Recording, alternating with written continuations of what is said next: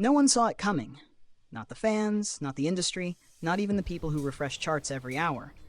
It didn't begin with noise or hype, it began with a strange stillness, the kind of silence that feels like the world is holding its breath, waiting.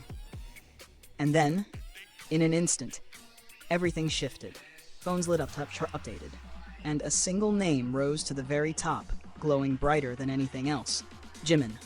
His song Who, from his second solo album Muse, had just rewritten history again. 69 times. That's how many times it is now ranked number 1 on Spotify, Korea's weekly top songs chart. 69 weeks of dominance. 69 victories. 69 reminders that this song has a power no one could have predicted. Who didn't slowly climb its way up. From the moment it was released on July 19th last year, it debuted straight at number 1, and it never gave that spot back.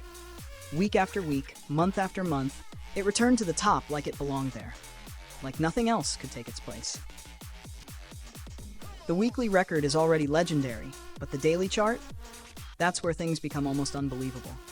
On November 17th, Who hit 450 days at number 1 on Spotify, Korea's daily top songs chart. By November 20, that number climbed to 453 days. 453 days of being the most streamed song in the entire country. A number that no other artist has ever reached. But this isn't Jimin's first time breaking records. His track Like Crazy held the number 1 daily spot 268 times before Who arrived. And other songs, Set Me Free Paint 2, Angel 1, the English version of Like Crazy, all hit number 1 too. In total, Jimin now has 757 number 1 placements on Spotify Korea with just 5 songs. 757, an amount that feels almost unreal. And then come the streams, the proof of just how massive this moment truly is. Who has surpassed 84.46 million streams, the most in Spotify Korea's history.